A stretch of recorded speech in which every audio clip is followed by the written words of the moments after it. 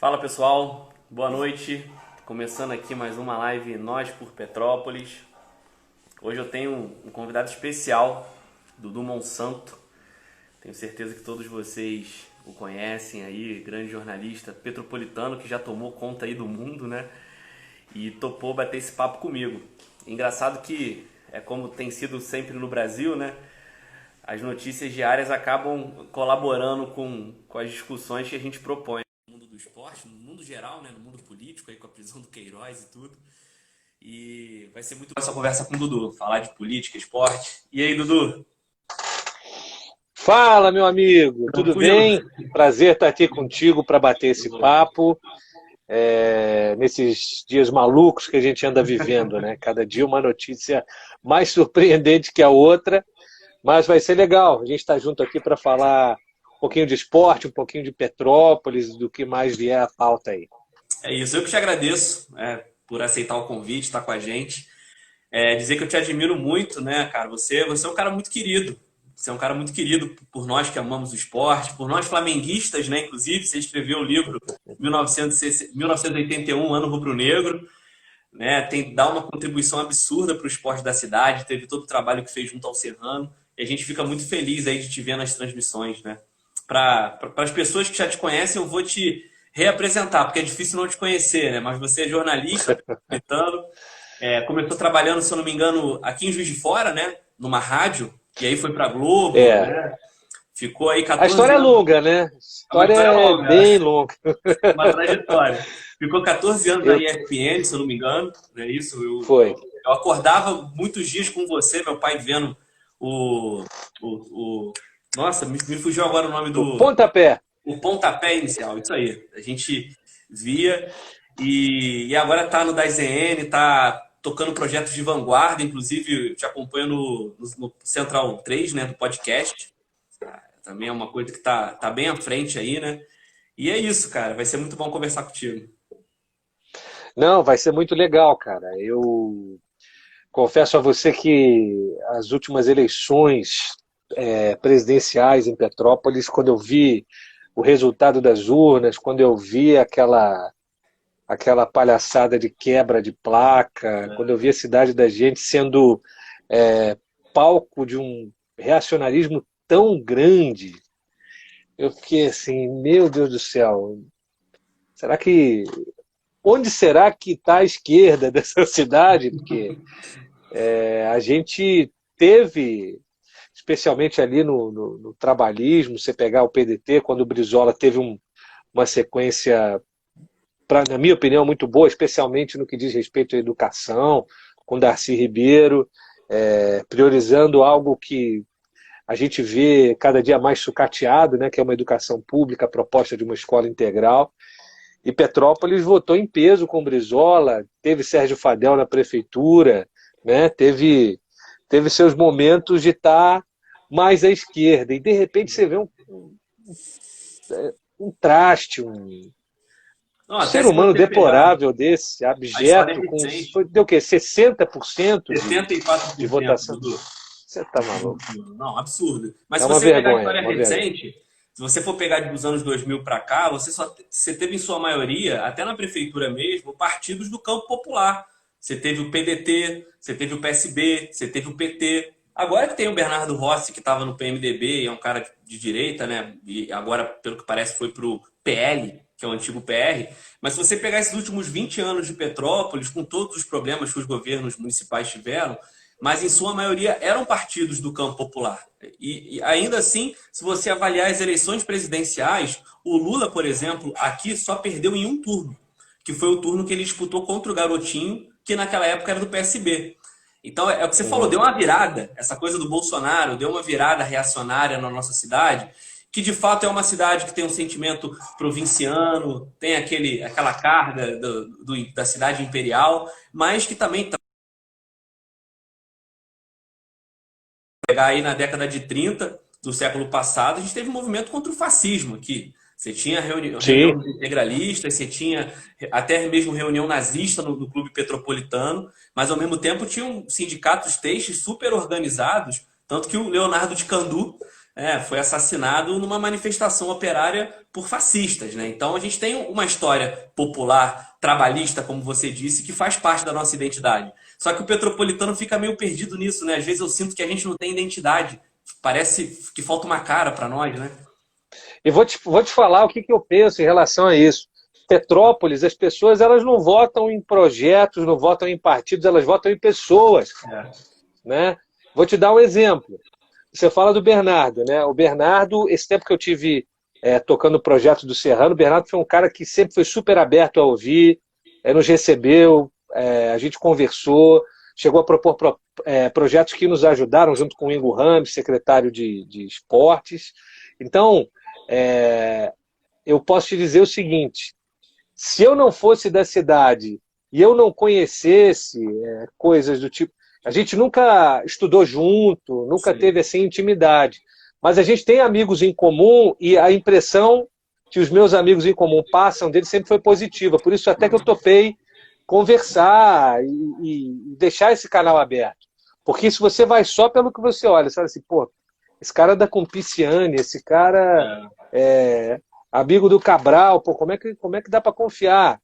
Mas assim, quanto ao que a gente teve de papo em relação ao esporte, sempre me pareceu um cara muito aberto, mas era um cara que não podia fazer muito mais com as ferramentas que ele tinha, né?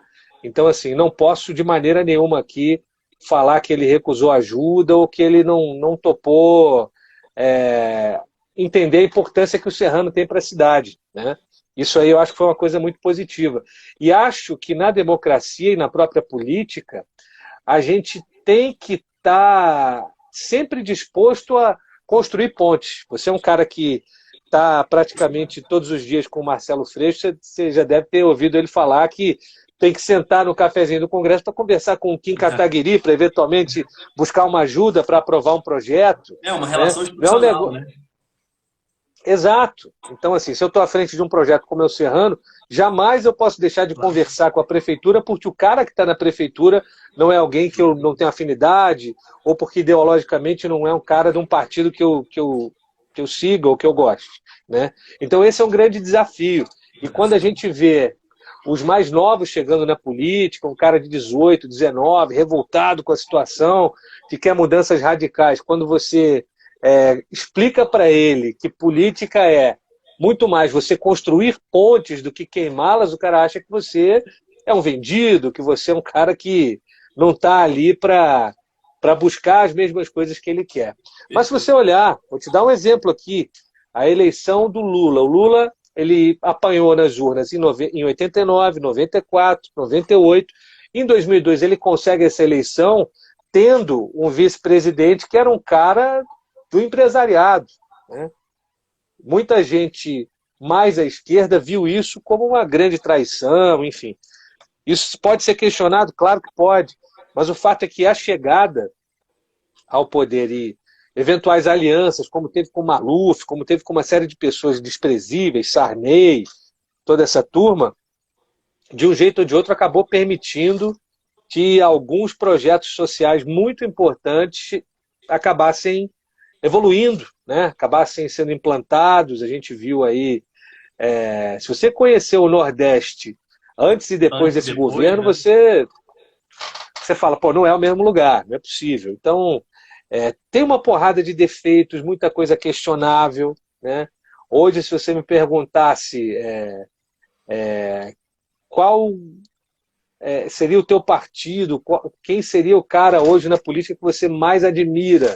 Pô, o Freixo é um cara que eu respeito muito, por ter posições que eu assim, acho que são o que a sociedade precisa, coerentes, embasadas, mas ao mesmo tempo é um cara que tem a grandeza de falar, não, estou fora, se o problema é definir um nome para ser o candidato do campo democrático, o candidato da esquerda, né, para chegar junto, pô, estou fora, estou aqui para apoiar, vamos decidir, vamos encontrar um nome novo, quem é?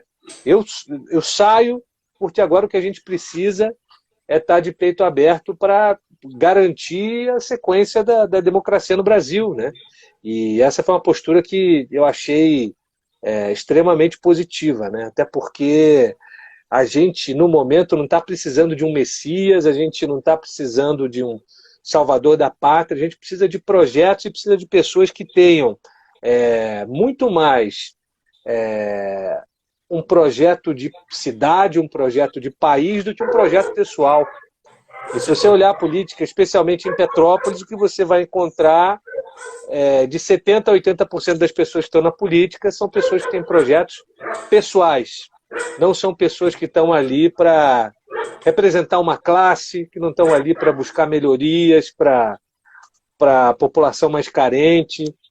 E é isso, cara. A gente ser de Petrópolis. Eu estou falando pra caramba, mas se você precisar me tesourar, fica à vontade. Eu estou concordando. Assim, essa história do laudêmio. Isso, para mim, é a maior bizarrice. Enquanto isso aí não acabar, a gente não pode dizer que a República foi, de fato, instaurada no Brasil. Porque que é isso, cara? Não, já não mamaram o suficiente, já chega, cara. Não, e o pior mas é direito. Então, beleza, ó, é direito, tá bom, isso foi combinado, maravilha. Vamos estipular uma data final. Essa porra vai acabar, tem que acabar. Como vai acabar? Como isso tem que ser feito? Mas tem que acabar. É uma questão que nos envergonha, porque a gente é motivo de chacota fora da cidade. Eu não sei se você acompanha, tem uma menina que eu comecei a seguir no Twitter, ela chama Fatou. Ela estudava no liceu francês e ela foi vítima de um caso brutal de racismo de outros colegas. E ela estava postando. É legal seguir porque você vê como é que a molecada pensa, as coisas que eles que afligem eles nesse momento.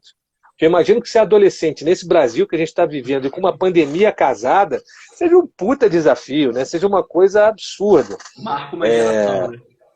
Os hormônios à flor da pele e essa molecada toda trancafiada, é um negócio de maluco. E a Fatou falando, gente, na região serrana do Rio, vocês acreditam que tem um negócio chamado Imposto de Príncipe? Vou até te perguntar, você que é um cara que, eu sei que estudou profundamente a questão de gestão pública, qual é o caminho jurídico para se acabar com essa aberração, se é que existe um caminho jurídico? Até que ponto a cidade de Petrópolis está grampeada por essas pessoas? Porque, em primeiro lugar, sangue azul não existe, né, minha gente?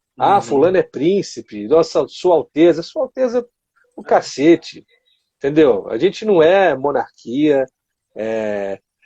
Se houve uma monarquia, essas pessoas um dia foram dessa família, parabéns, grande abraço, acabou. Você gosta de Rua do Imperador? Rua do Imperador é o cacete, tem que voltar a ser 15 de novembro. Entende? Mas, poxa, é importante para a cidade, porque atrai turismo. Ninguém está falando em tacar fogo no Museu Imperial, ninguém está falando em arrancar ali a estátua do Dom Pedro II e enterrar ali a cabeça dele no Piabanha. Não é isso, né?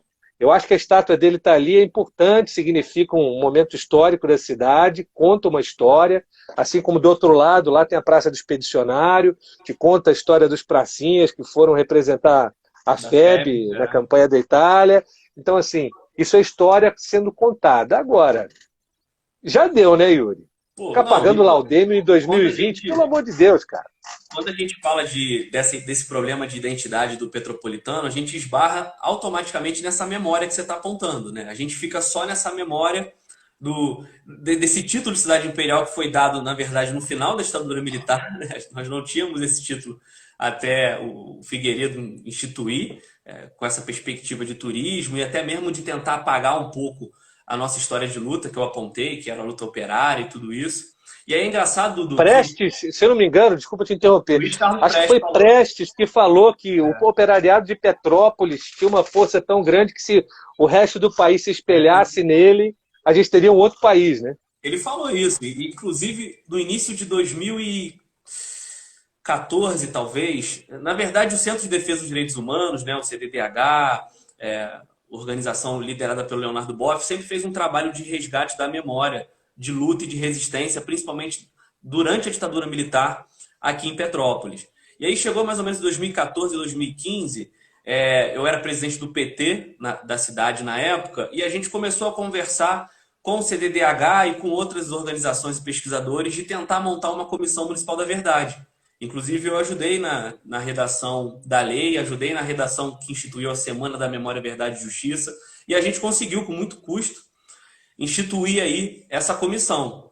E dentro dos encaminhamentos do relatório da comissão, que dá maior orgulho, tem até lá meu nome, lá como pessoa que contribuiu nesse processo, a gente apontou justamente esse problema dos nomes de rua, que a gente chegou a ter nome de rua na Barão do Rio Branco do Dan Mitrione. Dan Mitrione era um cara que treinava torturador na ditadura militar. Aí você pensa, pô, como é que um vereador naquela época deu o nome de uma rua em Petrópolis para um torturador norte-americano que treinava torturadores nas Forças Armadas brasileiras. Então a gente começou a puxar esse fio e chegou justamente nessa conclusão que você traz, de que assim, é importante, é óbvio que não dá para ignorar a presença de Pedro II, a gente nem quer fazer isso, como você disse, não queremos enterrar a cabeça de Pedro II no Rio, mas nós temos também que ter um olhar para os outros aspectos históricos que passaram por Petrópolis, que é a questão da Casa da Morte, Inês Etienne Romeu. A gente tinha um centro de tortura clandestino aqui perto da minha casa. Sobre a Casa da Morte, eu queria dividir também com você uma história que me magoou profundamente, né? Me deixou mal. No dia do aniversário do golpe, eu não sei se foi 2000, acho que foi 2018 ou 2019, acho que foi, não lembro, acho que 18.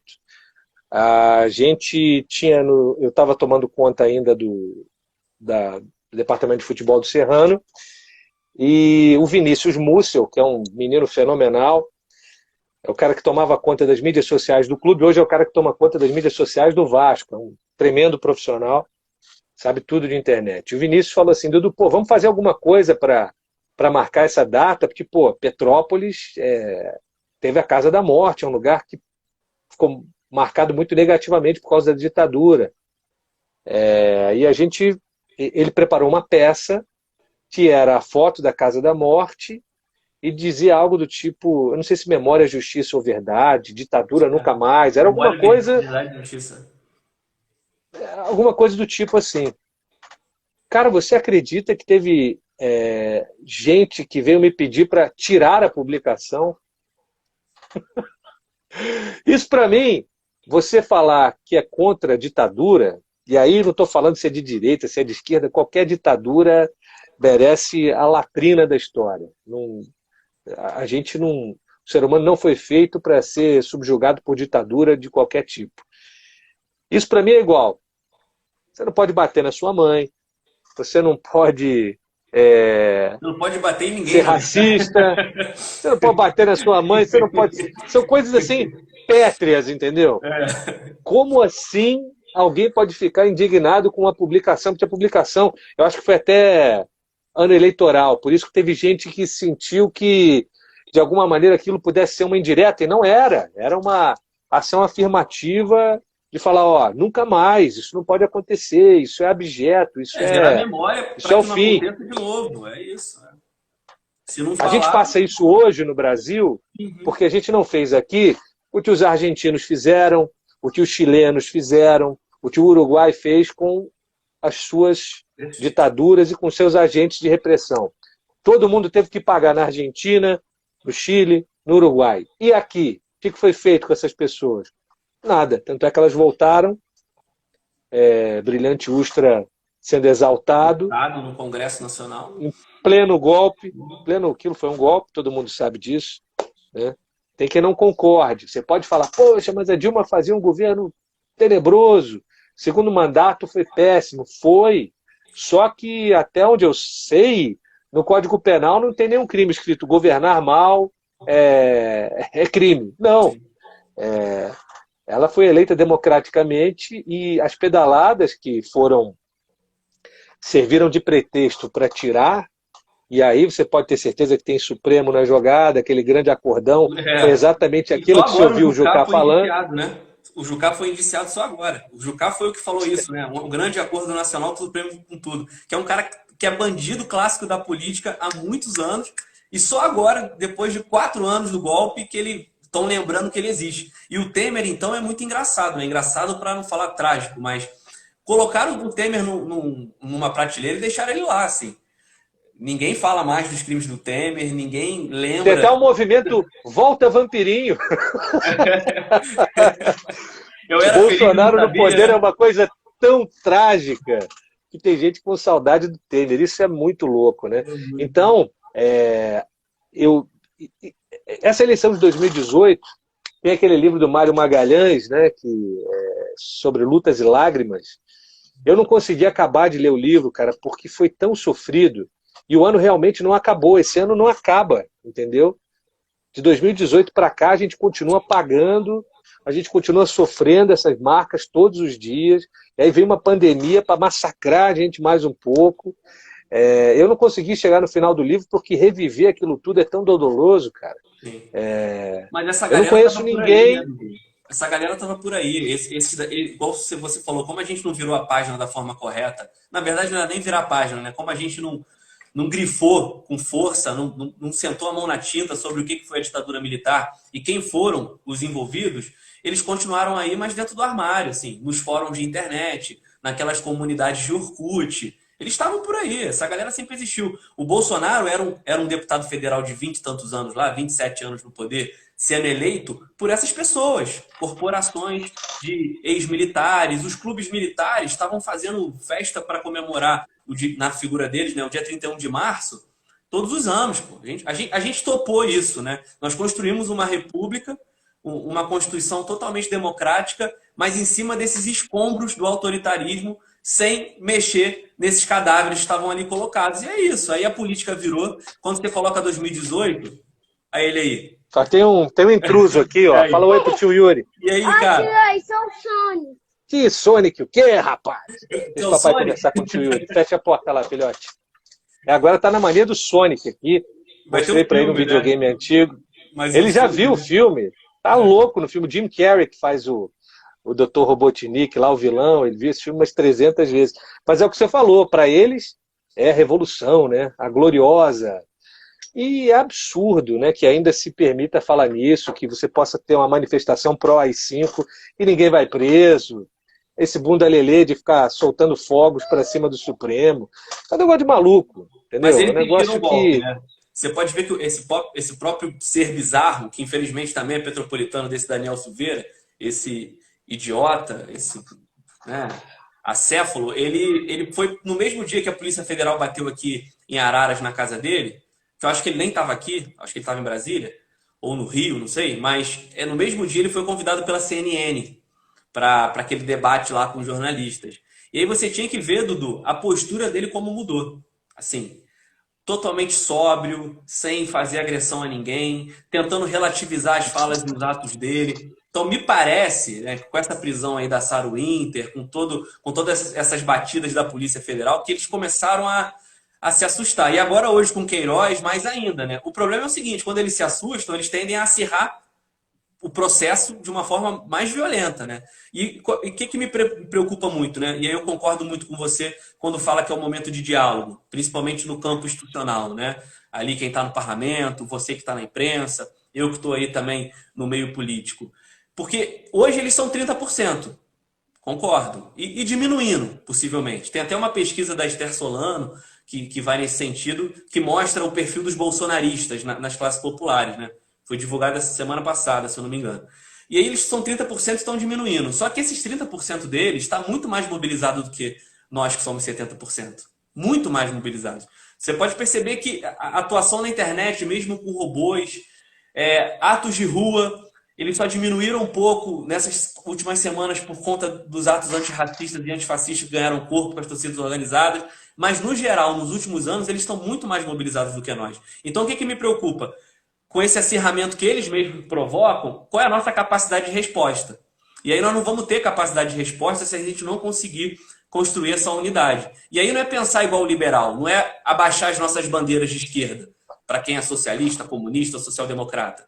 É entender que dentro da institucionalidade nós vamos ter que ter debate com quem tiver contra o bolsonarismo. As nossas pautas enquanto movimento, eu enquanto militante, enquanto profissional, é uma coisa. A política que eu vou construir é uma coisa. Agora, dentro das balizas da institucionalidade, nós vamos ter que entender como se movimentar dialogando com o máximo de gente possível que estiver contra o bolsonarismo. Né?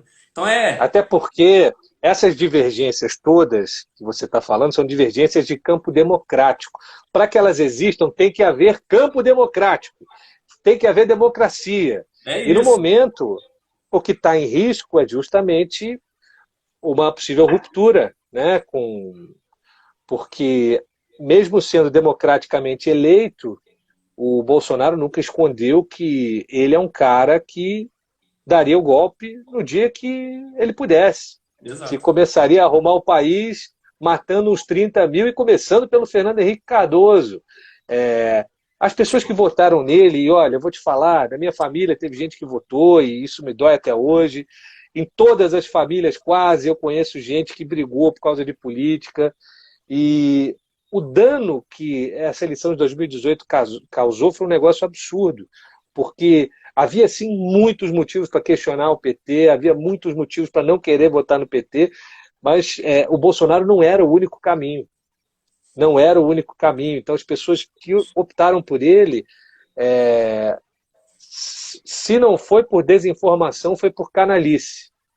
Porque eleger um cara que defende o que ele defende é imperdoável, né? As pessoas que votaram e botaram esse cara no poder, meu perdão elas nunca vão ter, cara. Nunca vão ter, porque é um dano irreversível no campo da Amazônia. Aquelas árvores não vão voltar, aquele desmatamento não vai voltar. Se eu vi um Ricardo Salles, esse lixo desse Weintraub, que é um semi-analfabeto, tomando conta de educação num país que é um país que só vai sair do buraco que está se realmente levar a questão educacional a sério. Eu falei aqui do Freixo, um outro cara que eu acho que faz um trabalho muito bom no Maranhão é o Flávio Dino. Sim. Você pega no Maranhão o reconhecimento dos professores da rede pública, eles ganhando salários dignos, talvez acho que os maiores do Brasil. O maior piso do Brasil é lá. Então, ali é um caminho. Essa é a maneira de você transformar um país, né? E, infelizmente, na mão desse cara que só pensa em destruir, que cultua arma, que tem uma subserviência aos americanos, que é um negócio repugnante, né? E os americanos cagam na cabeça dele e ele se deita, se oferece mais ainda. É um negócio muito maluco esse fetiche com os americanos, né? Mas claro que é uma parceria. É um negócio que tem projeto. Assim. Ele sabe o que ele está fazendo, né? Essa aparente confusão para nós que basicamente tentamos fazer as coisas pelo lado racional, né? Para nós que somos pós-iluminismo, porque essa galera é pré-iluminismo, né? Como indicaram um dia desse na imprensa. Para a gente pode não fazer muito sentido a movimentação dele, mas tem uma lógica, né? Essa coisa de se apresentar como antissistema, mas na verdade ser o esgoto do sistema, como o próprio Freixo aponta quanto à família Bolsonaro. Essa coisa de defender as milícias organizadas, de ter porte de arma para a população. É isso, é você pegar... Tem até aquele ditado, né? Se você pegar um sapo e tacar na água quente, ele pula. Mas se você colocar ali o sapo na água e ir cozinhando, possivelmente ele vai morrer cozido. Então, essa escalada que o Bolsonaro faz é muito bem feita. Assim. E mobiliza muito esse setor que ele quer. E aí nós temos que entender que quem elegeu o Bolsonaro não é homogêneo. Né? Foram vários setores sociais, inclusive com o apoio dos liberais. Não podemos esquecer seu João Amoedo nisso. Não podemos esquecer o Joaquim Cataguiri lá no palanque dele. Não podemos esquecer essas figuras que conseguiram, dentro do bolsonarismo, fazer uma confluência de um projeto econômico ultraliberal. E o Dória, aqui em São Paulo, eu vivo em São Paulo. O Dória, para mim, é o mais, assim, é o mais ridículo. O cara pegou carona, surfou na onda e depois tentando se descolar. Ninguém nunca vai esquecer, Dória. Orlando, ridículo. Orlando, né? Esse vende a mãe. Orlando Stibler é o pai do momento. É o pai do momento. Mandar um abraço para ele. Vem aí a Amanda. Olha, essa aí parabéns. Vai chegar causando, viu? Tomara que ela já nasça num país sem Bolsonaro, né? Quem sabe a gente não dá essa sorte. Tem o bolsonarismo, né? Porque o problema não é só o Jair. O problema é o que fica no bolsonarismo. Né? Então essa escalada que ele faz é muito bem pensada, tem projeto e me assusta. Por isso que, se você pensar o que foi aquilo no Ceará, quando o Cid tomou o tiro lá no peito, daquela organização criminosa dos policiais que fizeram um motim, você percebe que esse lastro que o Bolsonaro tem nas Forças Armadas e nas Forças Auxiliares, e eu não quero generalizar, tenho vários amigos PMs, polícias civis e bombeiros que são pessoas totalmente corretas e defensoras da democracia, mas, no geral, o Bolsonaro consegue ter um diálogo com essa galera muito forte. E aí me preocupa, no momento de tensionamento, de convulsão social, com a galera deles se armando, né? Porque o pedido para armamento aumentou muito nos últimos meses. Com essa galera cheia de munição, com eles dentro da milícia e dentro da polícia super mobilizados, como é que a gente fica? Como é que a gente fica? Pode ter um negócio assim, ó, do dia para a noite. Então, não, é realidade isso, não é um susto. Não é delírio, não. Não é delírio de gente da esquerda. O negócio está acontecendo, pô. E a gente precisa estar bastante vigilante, bastante alerta, porque os sinais estão aí, né? Cada ameaça, cada frase, ó, não estica. Nós somos democratas, mas não estica a corda. Né? Essa esquerda não estica a corda. Ah, em breve as coisas vão entrar nos seus lugares. Esse é um tipo de ameaça que, se o cara pagar para ver, o bicho vai pegar. Né? É o que você falou. Eles são minoria, estão se armando, sim, mas eu acho que isso não seria aceito com a passividade que foi em 64. Um exemplo, o Jango, o Brizola nunca perdoou o Jango por causa disso. Né? O Jango, na cabeça dele, era assim, cara, é melhor preservar a vida desses brasileiros que vão para o combate, eu aceito, vou tomar meu caminho da roça, pego aqui meu avião, vou embora e se é melhor isso para preservar a vida das pessoas, eu abro mão e saio. Aí o Brizola assim, porra, mas a gente fez a rede da ilegalidade, eu fui para o Palácio Piratini, distribuímos Tauros para todo mundo resistir aqui, porra, depois de tudo isso, vai entregar de mão beijada para esses vagabundos, porque na época você não tinha velocidade de informação correndo como tem hoje a internet, e a mobilização que levou a cabo esse golpe não justificava, não era tão grande assim, entendeu? Foi vendida como algo muito maior e foi uma noite que durou 21 anos. Né? A gente não pode correr o risco de viver isso de novo em hipótese alguma. Entender, me preocupa muito. O Orlando colocou uma coisa boa, assim, que de fato as instituições, com as limitações que esse Estado burguês impõe, né, estão tentando responder. Né? Na verdade, eu acho que até, não sei nem se são as instituições, né, são alguns membros das instituições, né, como é o caso do Alexandre de Moraes. Quem diria que a gente ia valorizar um Alexandre de Moraes? Não, é bizarro. Esse cara lá, e a gente tinha dúvida até se, assim, ele dá aula aqui em faculdades em São Paulo e tal, tem alguma história, porra, não para ser juiz do Supremo, né, cara? Não, tinha aquele histórico lá de possível ligação com o PCC, tinha um negócio meio esquisito ali na história dele, né? Mas assim, ele é um cara que comprou a briga e tá brigando lá com o Bolsonaro. Então, concordo que as instituições hoje estão num outro momento do que em 64. É um outro processo histórico. Mas aí a Cris apontou muito bem, né? Não quer dizer que vai ser um golpe nos mesmos moldes, né? Quando eu usei o argumento da violência, das milícias, eu acho que são as bases até para um novo tipo de golpe. E ela apontou o que aconteceu na Bolívia, né? Que foi um negócio absurdo lá com o Evo. Então eles estão se adaptando. E uma coisa que é importante lembrar é que o Paulo Guedes é um cara que veio lá da experiência com o Pinochet, e esse programa ultraliberal que eles apresentam, de desmonte mesmo, contra o pobre, contra o povo, ele não se sustenta mais se não tiver por trás uma figura autoritária. Assim. Então, você percebe que tem uma galera que, desde que passem as reformas estruturais para o Brasil, tá tranquilo, pô. Tem um Bolsonaro lá criticando a democracia, atingindo as instituições, rindo de quase 50 mil brasileiros que morreram de Covid-19. Então, a minha preocupação é essa, né? Nesse bambolê, que até parte da imprensa às vezes fica, né, de valoriza o Paulo Guedes, mesmo ele sendo do governo Bolsonaro, porque ele tem uma agenda econômica que os liberais querem, até onde nesse bambolê e com esse acirramento do Bolsonaro, a gente não pode ter um novo formato de golpe que nos deixe tão desmobilizados quanto como se fosse um golpe de 64. Claro. Então, as pessoas falam de fascismo. A gente sabe que o neofascismo, ou seja lá o nome que a gente vai dar, ele não vai ser igual foi com o Mussolini. Pô, não é isso, mas ele traz os valores, os princípios e as características fascistas que são relativas ao nosso tempo histórico. Então, me preocupa muito, sabe? Me preocupa muito para onde a gente vai. E aí, quando a gente estava conversando um pouco antes da live, quando eu vejo essa movimentação do Bolsonaro em torno do futebol, você percebe assim, cara, é a política do cara.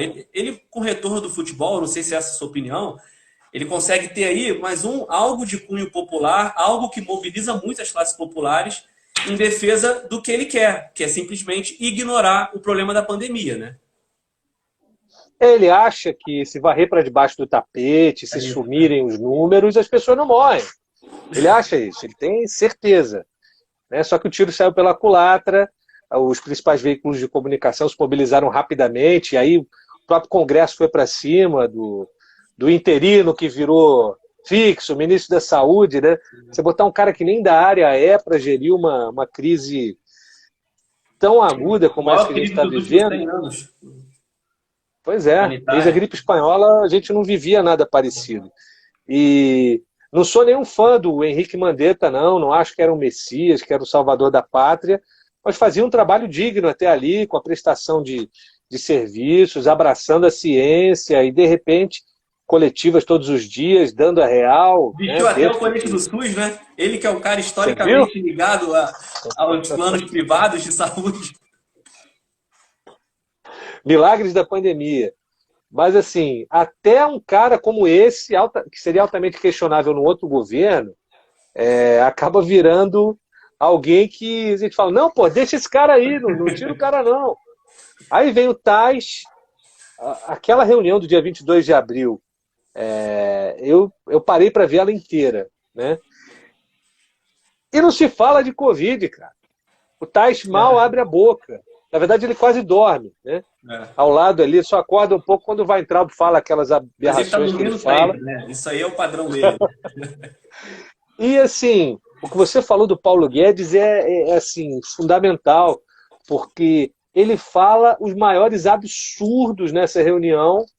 Claro que ele não usou palavras de baixo calão, ele não foi tão ofensivo quanto o Weintraub, mas falou coisas gravíssimas, cara. Falou coisas assim imperdoáveis e passaram um pano gigante para ele. Ninguém falou das bizarrices do Paulo Guedes, nem no Estadão, no Globo. Você não viu ninguém repercutir isso. A própria TV Globo, Jornal Nacional, passou batido. E, para mim, talvez as coisas que ele falou na reunião tenham sido tão graves quanto as do próprio Bolsonaro, com a interferência da polícia, e também a questão do Weintraub falar que só tinha vagabundo no Supremo. E passou batido por quê? Porque esse projeto liberal para os caras justifica tudo. Se melhorar a economia, se o dólar ficar bom para o meu negócio, se eu puder levar as crianças para a Disney, dane-se o Mickey, meu amigo. Entendeu? Dane-se o Mickey. Dilma, eu quero voltar para a Disney. O dólar estava R$2 e pouco, R$3, sei lá, quando levantaram a placa. Quero ver aquela menina agora com... O dólar bateu a 6 e voltou, né? É um negócio muito, muito maluco, Yuri. Muito doido. Muito, muito ruim. Aí citaram aqui, eu acho que foi até o Orlando de novo, falando do Ricardo Salles, né? Que disse, né? Vamos passar. Ele usou outro termo, né? Mas vamos deixar a boiada passar. Que é justamente isso. Você coloca lá os histéricos, que era o Weintraub, que saiu hoje, cortina de fumaça, né?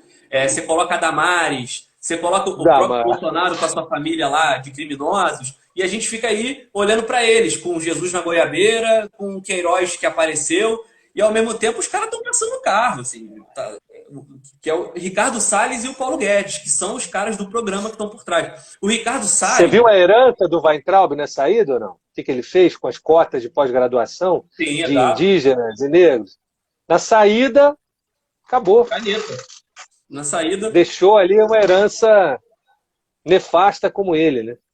E aí eu acho que o simbolismo da semana, para além de tudo que está acontecendo com a gente, como o Emicida fala, eu estou cansado de ser testemunha ocular da história. O Emicida manda uma dessa, eu acho sensacional. É a melhor fala contemporânea.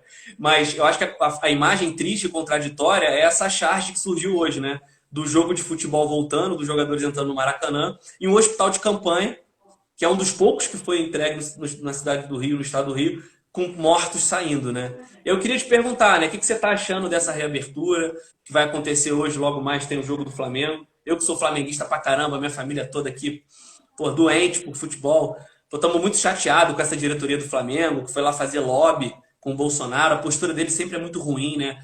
uma gestão muito desumana, desde a questão dos meninos do Ninho do Urubu, que é uma questão complexa, a gente sabe, mas assim, aos posicionamentos. E aí hoje vão homenagear o Jorginho, que morreu de Covid-19, né, um massagista. Assim, faz sentido isso, né? Isso é uma homenagem, expor os outros profissionais. Então eu queria saber a tua opinião sobre tudo que aconteceu hoje no esporte e que está ligado a essa crise política e de saúde que a gente vive. Bom, vamos lá.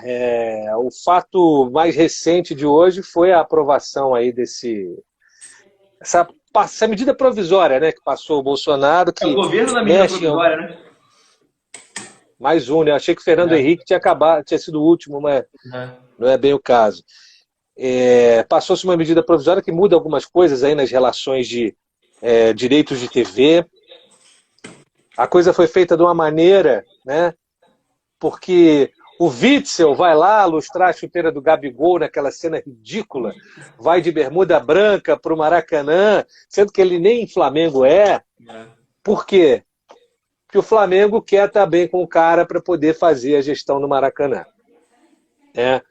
Para quem não sabe, o Maracanã é um aparelho público, pertence ao Estado do Rio de Janeiro. Houve uma licitação que a Odebrecht venceu, depois a Odebrecht largou o estádio, voltou para o governo, e Flamengo e Fluminense fazem ali uma gestão que é renovada de tempos em tempos, até que se tenha, né, uma nova concessão definida, e o Flamengo quer estar bem com esse cara. Pouco importa se é um cara que tem uma política genocida nas favelas, pouco importa se o negócio dele é atirar na cabecinha, pouco importa, né? E o Flamengo é um clube que, na sua imensa maioria, é o time da favela. Favela, festa na favela. Inclusive, teve um cara e da o cara que é da favela tentou tirar isso, né? Eu lembro que teve uma arte que foi feita nas queriam redes sociais. Queriam censurar o time. Cara, esse cara vive outra realidade. Ali na Barra da Tijuca, que eles moram lá, isolados de tudo, né? Nos condomínios, eles não conseguem enxergar o que está acontecendo. Possível isso. Não, é outro país. Então, assim, para ter o Maracanã, a diretoria do Flamengo acha justificável se envolver. E aí, cara, não é uma relação institucional. É uma coisa meio promíscua, entendeu? Aquela coisa de, você pode ter uma relação equilibrada, respeitosa com o governador, mas você não precisa levar o cara para desfilar no centro do Rio de Janeiro com a Taça da Libertadores. Você não precisa levar esse cara no mesmo avião com o teu jogador. Você não precisa fazer isso, entendeu? Isso já começa a virar uma coisa meio promíscua. E o negócio do Flamengo, em plena pandemia, primeiro teve aquela reunião que houve em Brasília, que foi o Landim, foi o Dr. Tanuri, teve também o presidente do Vasco, para falar sobre essa questão da volta. Aí, na posse agora do Fábio Faria, do Ministério das Comunicações, o Landim estava lá, Bolsonaro com o broche do Flamengo, falando... O Flamengo ainda passou essa situação ridícula. Presidente, estou aqui com o broche do Flamengo, mas no final do ano, eu estou lá com o Felipe Melo para erguer o troféu de campeão do mundo no Catar. Olha o live bomber aqui. O Sonic vem rodando e já causando. Então, assim, você pode ter uma relação cordial, educada, institucional. Mas o que o Flamengo está fazendo, o que é? Teve essa posse, ia se assinar a lei do futebol, nesse mesmo dia aí da posse do ministro, Bolsonaro tirou o pé e hoje soltou essa MP que atende essencialmente o Flamengo num ponto, né?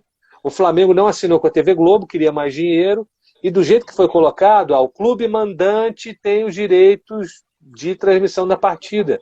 Então, se o Flamengo, apesar da Globo ter pago uma baita grana para os outros clubes, ter comprado o campeonato, se o Flamengo agora quiser vender o jogo dele com o Boa Vista, que é o próximo jogo que ele é mandante, para o DAZN, onde eu trabalho, para a Amazon, para a TV Record, para quem ele quiser, pode. E mais, como a treta do Bolsonaro tem muito a ver com a Globo também, essa lei ela passou um projeto, passou um outro item que é muito importante.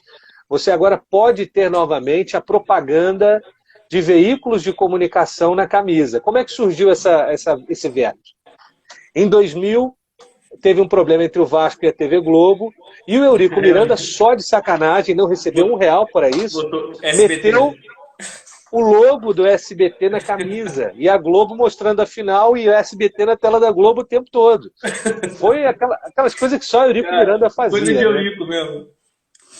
Euricada é das maiores euricadas de todos os tempos. Foi genial na maldade dele. Né? Foi uma coisa que...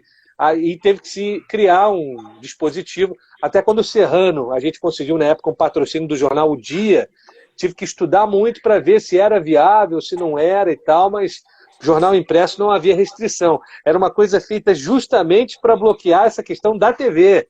Entendeu? A maneira como foi. Então esse casuísmo também é um negócio absurdo. Né? Você mexer na legislação porque você quer ter o Flamengo do lado, o Flamengo é um instrumento teu, porque é o circo, né?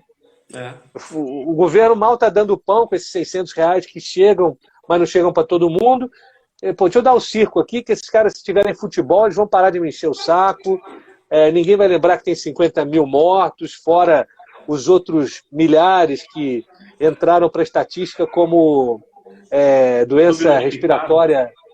Né? Eles botam como um outro tipo de doença, agora me fugiu o nome. Doença grave respiratória, né? Tem um nome técnico, mas é isso. Então é muito louco isso, Yuri. Assim, eu como você, todo jornalista ele tem um clube de coração, isso aí, ninguém é filho de chocadeira, né? Eu cresci vendo o Zico e isso evidentemente repercutiu no fato de eu ser Flamengo. Minha família tinha muito botafoguense, meu tio Carlos Alberto, Kaká é Botafogo, meu avô Jaime era Botafogo, mas era aquela época que eu cresci, o Botafogo estava 21 anos sem ganhar nada, né? E o Zicão arrepiando, jogando, ganhando tudo, acabei traindo o movimento lá de casa e virei Flamengo. E acompanho a história do clube há muitos anos, né? E a gente tem que separar duas coisas. Primeiro, a parte administrativa. De 2013 para frente, quando entrou a Chapa Azul, né?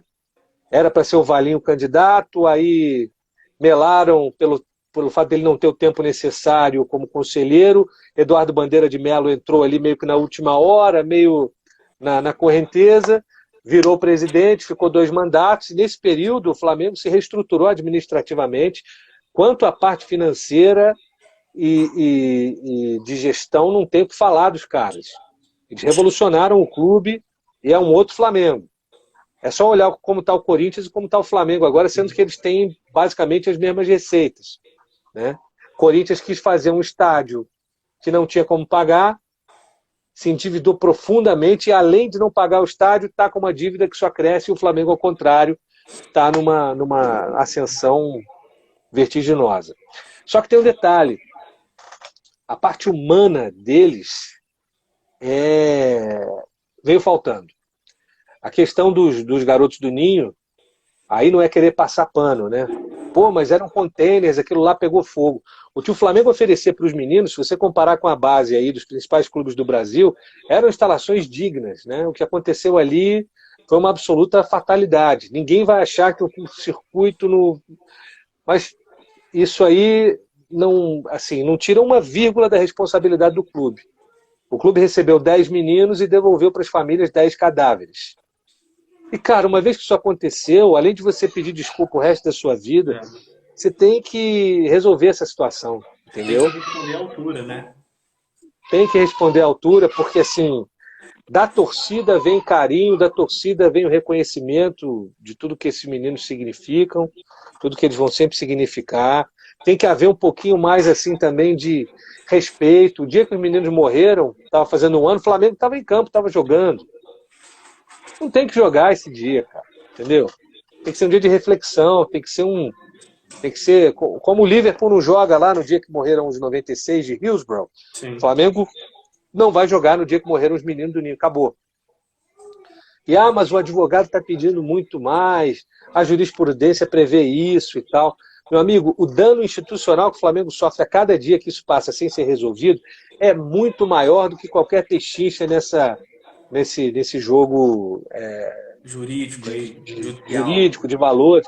Os caras já perderam os filhos, cara. E o Flamengo, a diferença entre o que se pede e o que o Flamengo está oferecendo é grande, mas perto do que isso danifica a imagem do Flamengo, perto do que isso pega mal para o Flamengo, é pouco, sabe? Isso tinha que ser algo resolvido, e não é só uma questão de pagar as famílias, é uma questão também de justiça, né? Por mais que o Flamengo recebesse de uma maneira, se fosse adequado eles não tinham morrido, é evidente, mas não eram tratados como cachorros, como indigentes, não era isso. Tinha uma instalação que recebia os meninos, mas não era a instalação que era a prova de falhas, como a gente viu, né? O Flamengo não foi negligente, mas permitiu que algo muito grave acontecesse. Então ele é responsável e ponto. Ele tem que pagar, ele tem que resolver isso. E tem que se descobrir quais foram os responsáveis por isso, né? E aí não é só pagar a indenização, é apontar quem fez, quem deixou na reta para que isso acontecesse e fazer com que essas pessoas responsáveis paguem, né? Como você Justiça age, não é só a indenização. Exatamente. Não é só o Claro. que fazer, é como você age. E a postura da diretoria do Flamengo, desde essa questão dos meninos do Ninho, até a forma como tratou também seus profissionais durante a pandemia, né? Demitiu uma penca de gente da base. Os trabalhadores que menos recebiam ali foram demitidos. Eu sei que os clubes passam por uma dificuldade por conta do congelamento do futebol, mas assim, se tem um time que consegue sustentar minimamente os seus colaboradores, é o Flamengo, né? Não se debateu a situação dos jogadores, mas se debateu do trabalhador que está ali na ponta. Então, muito ruim. E isso demonstra que de fato, eles têm um direcionamento institucional de não humanizar as relações, de não humanizar para fora, com a sua torcida e tudo mais. E vamos ver, né? O que vai acontecer. Hoje, por exemplo, daqui a pouco, 9 horas, né? Vai passar o jogo, afinal de contas, não vai? O que foi decidido? Cara, o Bangu, que é o mandante, não se opunha a que a TV Globo transmitisse o jogo, por exemplo, mas eu acho que não havia tempo hábil para poder desenrolar uma transmissão. Até a própria Globo tinha mandado um ofício fazendo alguns questionamentos à federação, porque foi tudo decidido de uma maneira muito acelerada, né? E aí você vê, os jogadores do Fluminense têm aqui o meu total apoio, se posicionaram dizendo que era absurdo voltar com o futebol agora. Paulo Autuori, treinador do Botafogo, mesma coisa, falou, se tiver jogo em junho, eu não trabalho, não vou trabalhar, porque não faz o menor sentido. Então é uma correria que atende a quem? Exato. A questão do Flamengo. Se o Flamengo ficar mais 1 mês e meio, mais 2 meses sem jogar, o Flamengo vai quebrar? Não vai. Será que quebra? Não vai. Então, assim, eu concordo contigo. Essa postura que pode fazer a gente perder muito a médio e longo prazo. Mais essa postura, né? E eu vi lá que eles vão criaram uma série de procedimentos, né? Vai ter um túnel de desinfecção, parece que parte da equipe da comissão técnica vai ficar ali no Maracanã mais, os jogadores vão ter que pular uma cadeira, inclusive não vai dar conta, vão ter que colocar mais cadeiras para quem está ali no banco de reservas. Não tinha muita clareza se os treinadores iam poder ficar no campo ou não. Tem um fluxo por onde entram jornalistas e por onde vem a PM, por exemplo, que eu acho que serão só 10 PMs ali dentro para não aglomerar. Assim, tem toda uma estrutura que a gente sabe que ela é impossível de ser reproduzida em campeonatos menores. Ela é impossível de ser bancada por times menores. Então, queria te perguntar isso, né? Você que faz transmissão internacional e vários campeonatos europeus já estão em andamento nesse modelo, você conhece também os outros estaduais que estão rolando pelo Brasil. Você acha que é sustentável isso? Do ponto de vista sanitário, a gente nem sabe se essas medidas vão dar conta, né? Porque vão testar as pessoas antes do jogo, tem todo um procedimento que é muito complexo e que a gente nem sabe se vai resolver. Porque o certo não era ter o jogo, né? Mas, para além disso, será que a gente vai conseguir reproduzir essas medidas de proteção individual em outros lugares? E aonde o futebol voltou? Yuri, teve uma segunda onda de contaminação dentre os profissionais?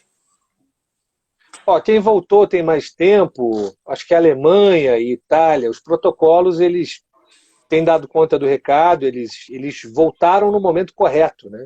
A curva já tinha não só achatado, como já estava entrando numa descendente, e aí fazia sentido voltar. Aqui no Brasil, a gente não parou nem ainda de subir, entende?